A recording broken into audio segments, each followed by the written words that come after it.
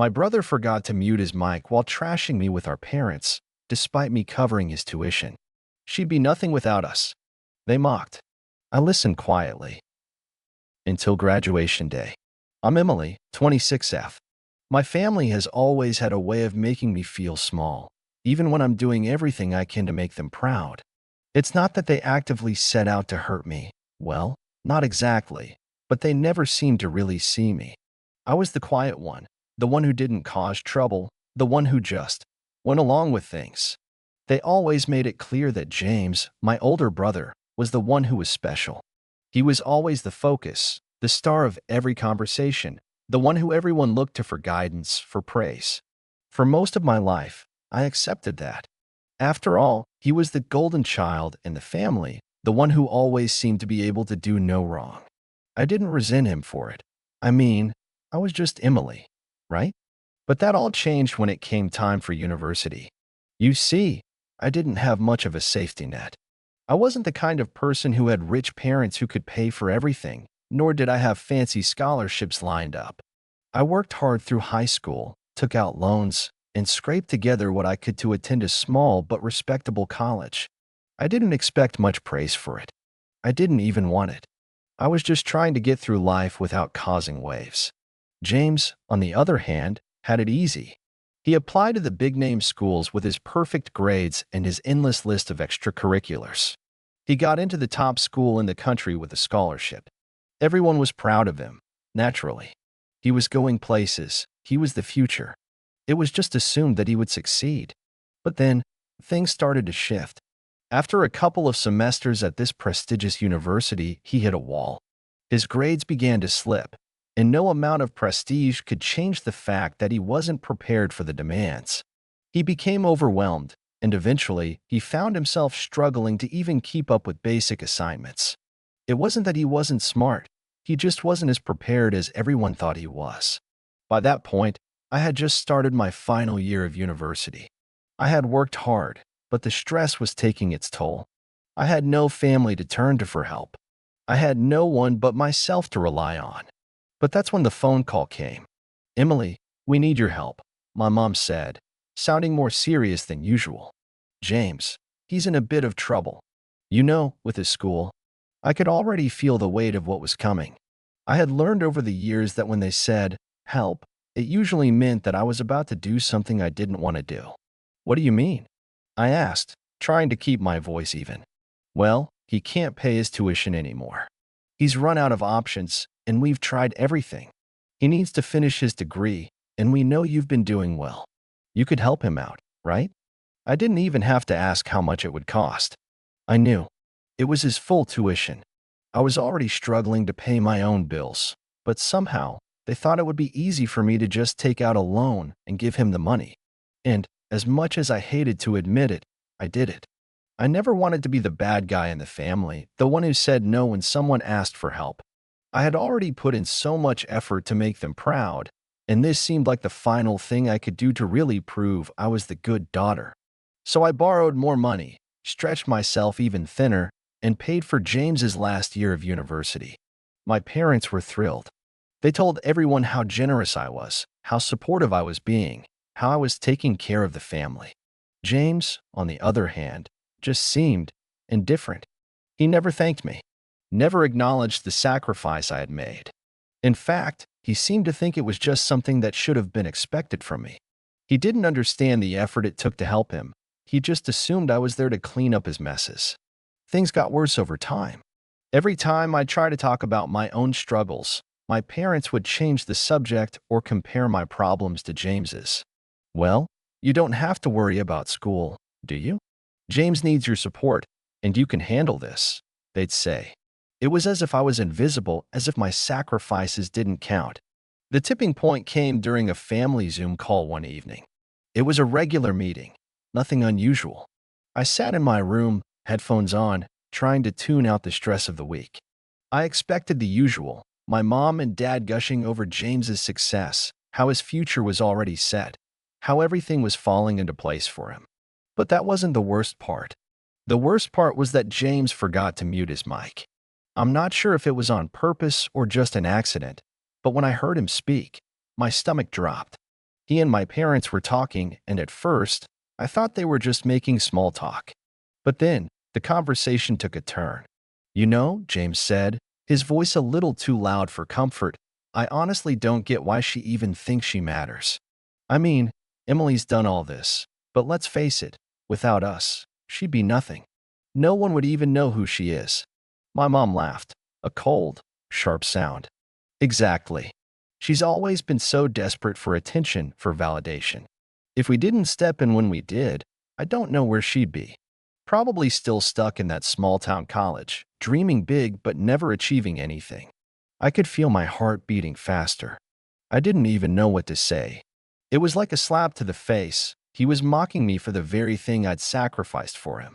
And my parents? They were right there, agreeing with him, as if everything I'd done was a waste. They didn't even see how much pain it cost me. And then my dad chimed in. She'll never get it. Always playing the martyr. But what's the point? She's not going to go anywhere unless we keep pushing her forward. I was sitting there, in front of my laptop, absolutely frozen. They were talking about me as if I weren't even there. As if I were just some tool they used to get what they wanted. But the worst part? James didn't even seem to care that I was hearing this. He didn't even apologize when he realized he had left the mic on. For a long moment, I sat there, not knowing what to say. I could have snapped, could have screamed at them for everything they'd put me through. But instead, I stayed quiet. I stayed muted. I listened. The conversation on that Zoom call didn't end right away. I could still hear them talking in the background, but it didn't matter. My mind was spinning, and the weight of everything they had said pressed down on me like a 1,000-pound brick. I felt sick. Not because I hadn't already known that they didn't appreciate me, but because hearing it so plainly, so casually, was like a punch to the gut. The irony, though, was the hardest part to swallow. I'd spent years being the dependable one, always putting my family first, always sacrificing what little I had for them. And this was how they saw me, as nothing more than a stepping stone, an afterthought.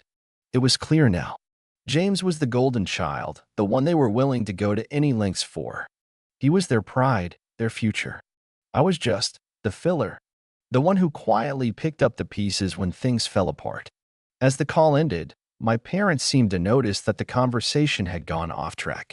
They tried to cover it up, pretending as though nothing had happened. My mom quickly changed the subject, asking about my job. How's work going, Emily? Still at the grocery store? You should really think about taking on a higher position if you can. You know, for your future. I felt the anger rising inside of me, but I kept my face neutral. My job at the grocery store was fine. It paid the bills, and I was good at it. But hearing her ask about it, like she had any right to care, just made everything worse. She never asked about my dreams, never cared about what I wanted. Everything always had to be about James. I ended the call without saying much. I didn't even have the energy to argue. What was the point? They would just keep defending James, and no matter what I said, it would always come back to me being the one who wasn't doing enough, the one who needed to sacrifice more. For the next few days, I barely spoke to anyone. I didn't reach out to my parents or James. I felt like I had no one. But then, as the days passed, I began to make a plan. I had already been quietly working on something for months now, something that no one knew about. It was my own little project, a side business I'd started on a whim when I realized I could use my skills in a way that wasn't dependent on anyone else. It had taken time, patience, and a lot of effort. But slowly, it had started to grow. At first, I told myself it was just a hobby, something to keep me busy. But as the orders piled up and the money started coming in, I realized something. I didn't need them. I didn't need my parents, and I certainly didn't need James. I didn't tell them about it, not yet. I couldn't. They wouldn't understand. If anything, they would only see it as another thing for them to criticize me for. But I was going to show them. I was going to build something on my own, something they could never take credit for, something that was entirely mine. I spent the next few weeks pouring everything into my new venture. I worked after my shifts at the grocery store, staying up late, waking up early, and constantly learning new skills. The business started to take off. Slowly, but surely, I was building something bigger than they could ever imagine. I knew they would never be able to see me for anything other than the quiet, unassuming daughter who lived in their shadow. But I also knew that I was about to prove them all wrong. Then came graduation day. I had made my decision by then. I wasn't going to let them steal this moment from me. Not after everything they had said. Not after how they had treated me for years. I'd been quiet for too long, but not anymore. James was the center of attention, as usual. Everyone was there to cheer for him, the proud parents, the friends, the professors. They all gathered around him, congratulating him on his accomplishments, congratulating him on becoming someone. And yet, there I was, sitting in the crowd, hidden in plain sight. I wasn't part of the celebration. No one even noticed that I was there. But that was about to change. I had made sure that the day would go just as planned, just as they expected it. After all, I didn't want to make any waves. I wasn't going to ruin his big day, but I was going to make sure they knew who had made it possible. They were going to hear it. All of it. James walked across the stage with that smug look on his face. I could see it, that air of superiority, like he was entitled to the applause, like the world was at his feet. And maybe it was. Maybe he had everything handed to him, but I didn't. And the more I watched him stand there, accepting his diploma, the more my resentment simmered. When the ceremony ended and people began to gather around, I knew it was time. I made my way toward the stage, quietly slipping into the crowd. As I did, I could hear my parents talking to James. Their words were the same as always. "We knew you could do it. We're so proud of you, James. Your future's set. This is just the beginning." They didn't notice me approaching. I could hear my mom's voice rising with excitement. "You know, James, this is just the start. Now it's time to figure out where you're going to work, which company you'll join." But that's when I did something I hadn't planned for. I didn't say anything right away. I just stood there, waiting for the right moment. And then, when the moment was just perfect, I interrupted them. "Actually, I think I'll be the one to make the announcement," I said, my voice cutting through the conversation like a knife. My parents froze, looking at me as if they had no idea who I was.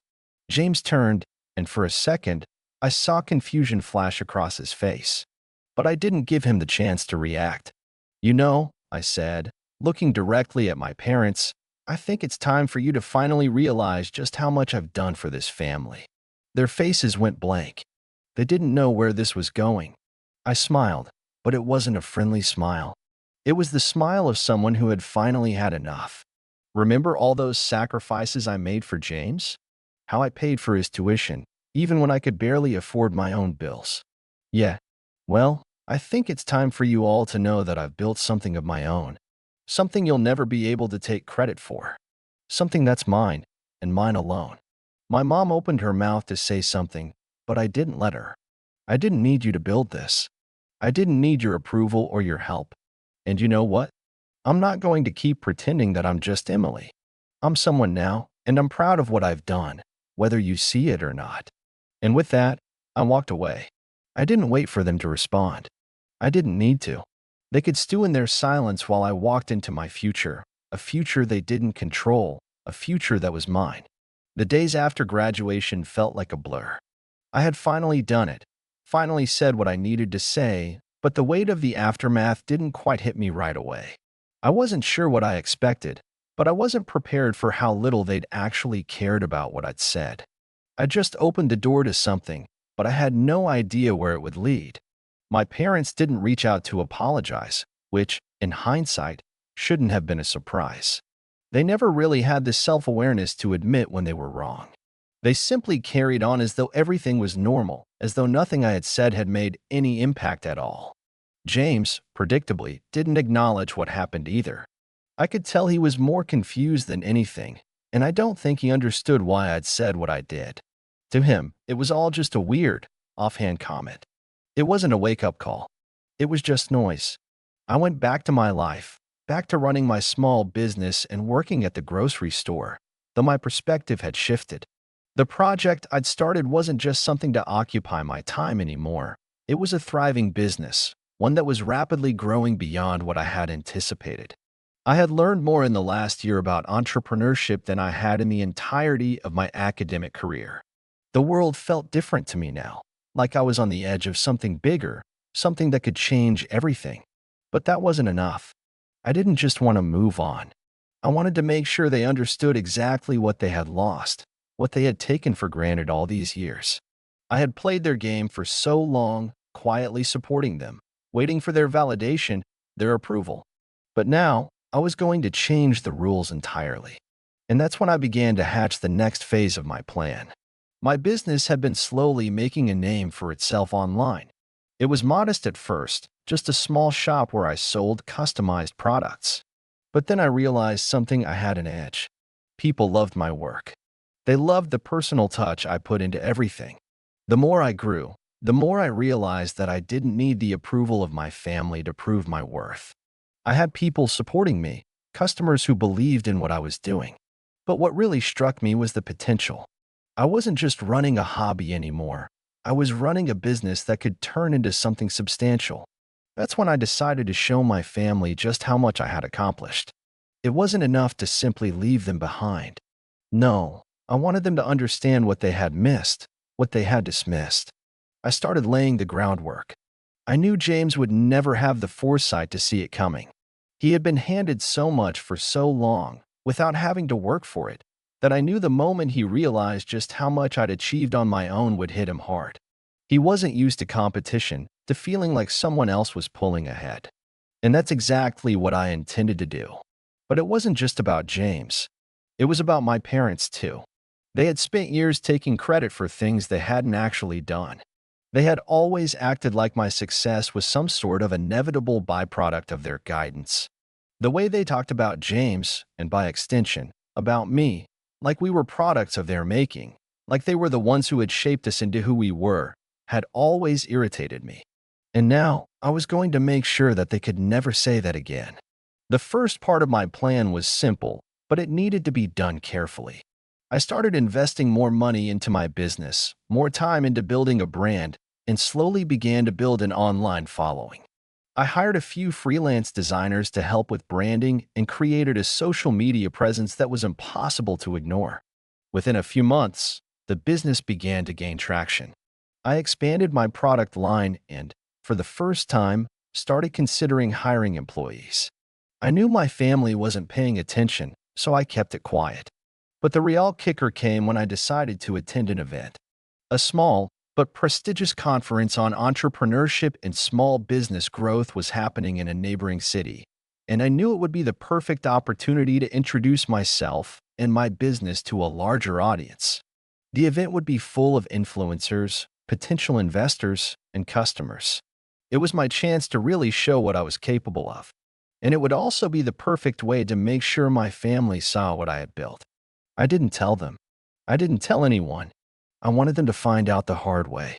The day of the event, I stood in the crowd, listening to industry leaders talk about business growth, about marketing strategies, about what it took to truly succeed. The atmosphere was charged with energy. Entrepreneurs from all over the country were presenting their ideas, showcasing their work, and getting noticed. I watched them, felt the same sense of awe I had when I first started, but now it was different. Now, I wasn't just an observer. I was someone who belonged. And then came the moment I had been waiting for. I spotted James in the crowd. I had no idea he was going to be there. He looked just as out of place as I had expected. His usual air of arrogance was in full force, as though he were still the privileged college kid he had been, the one who assumed everything would be handed to him. I wasn't sure if he saw me, but I could tell he hadn't recognized who I was at first. I watched him walk through the crowd, shaking hands, acting as if he were some kind of hotshot, when in reality, he was just a guy who was coasting on past successes. I wasn't the only one who had noticed him. James, with his shiny suit and cocky grin, was suddenly the center of attention in a way that only someone with entitlement could manage. I overheard some people near me whispering about his connection to the university he had attended, how he was a rising star in some business venture. They were impressed by his name alone. It was the same old story. James, the golden child, always finding a way to stand out, always getting ahead simply by being in the right place at the right time.